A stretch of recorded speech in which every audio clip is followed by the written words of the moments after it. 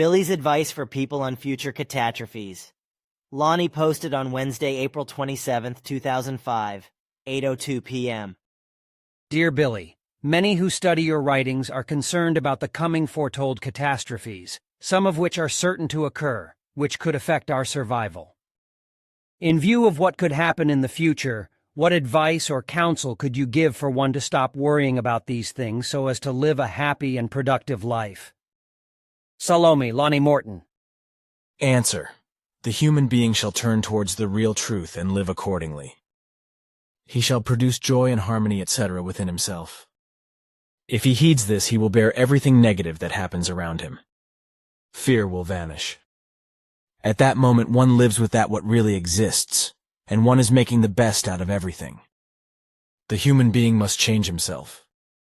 You cannot change the neighbor or the world. However, you can be a model or good example, and perhaps another person will act and think in the same or similar way. It's a slow process, but as more and more people think and act in the same direction, the wave or stream will become bigger and bigger. Visible_Melon, posted March 2011. Thank you, Billy Edward Albert Meyer, the Playarans, everyone at FIGU, and everyone else helping your mission. It seems as though the catastrophe that you described in Contact 469 on the 11th of August 2008, regarding the depletion of oil reserves and losing the ability to transport food and goods, is starting to unfold. What can we do as individuals and also in a collective way to prevent or lessen the effects of this catastrophe if it's not already too late? Answer. 1. Reduce the human population through a radical birth rate check. 2. Use the Earth's underground heat for producing heating and energy. Directly use our planet's inner core's heat, which is abundantly available and can be used without any harmful consequences. 3. Develop powerful small lithium-based batteries for electrically driven vehicles. Jamesum, posted April 2011. Thanks, Scott. Since it was answered already, great answer. And the questions answered by Billy Thread is still open. May I ask a different question? If so, please take the following one. What safety measure should we all now take in order to prepare in moderation for the coming extreme weather and natural events, please? Many thanks, James. Answer.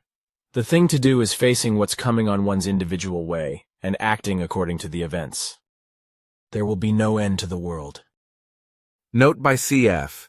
You don't know what's coming to you, and therefore it does not make sense to burden your life with unnecessary concerns. Who knows? Perhaps fate is well disposed towards you and you would have worried, etc. in vain. To be earnest, there are a couple of intelligent actions to lessen the threats of the coming events, like for example store some food and other goods at home, etc., or move away from the shores of lakes and sea, or from steep slopes, volcanoes, etc., etc. Yeti Mexicano, posted August 2011.